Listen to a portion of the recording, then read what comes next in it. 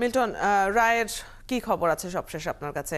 রায় তত্ত্বাবধায়ক সরকার বাতিল হয়ে গেলে সেক্ষেত্রে পরবর্তী আইনি প্রক্রিয়া কি হতে পারে?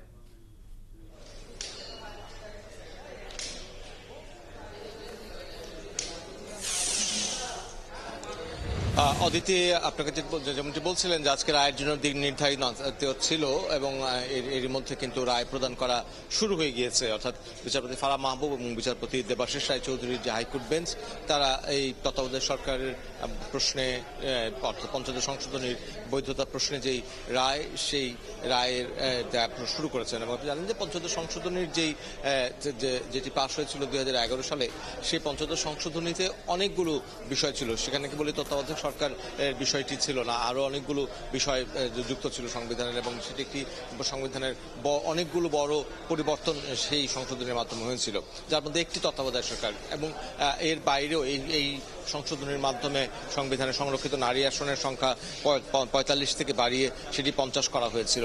এবং সংবিধানের যে আমাদের 4 যে মৌলিক নীতি, সে 4 মৌলিক নীতি আবার সংবিধানে কিছু কিছু সংযোজন করা হয়েছিল। এবং এর পাশাপাশি বঙ্গবন্ধু শেখ মুজিবুর রহমানকে জাতির পিতার স্বীকৃতি দেওয়া, এবং সেই সঙ্গে আপনার যেই কেউ যদি অবৈধভাবে ক্ষমতা দখল করে, আপনি জানেন যে বাংলাদেশের সামরিক সরকারের অনেকেই অবৈধভাবে ক্ষমতা দখল করেছেন, সে অবৈধভাবে কেউ যদি ক্ষমতা দখল করে সেক্ষেত্রে তার বিচারের বিধানও কিন্তু রাখা হয়েছিল এই সংশোধনীতে।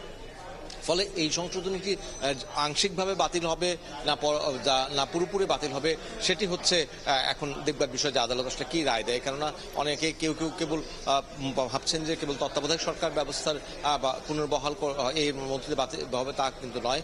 যদি পুরো সংশোধনীটি বাতিল হয় তাহলে এর মধ্যে দিয়ে আরও অনেকগুলো বিষয় কিন্তু বাতিল হয়ে যাবে, যেগুলো গত 10 বছর বা তার বেশি সময় ধরে বা বাংলাদেশে এক ধরনের রাজনীতিতে এক ধরনের প্রভাব বিস্তার করেছে।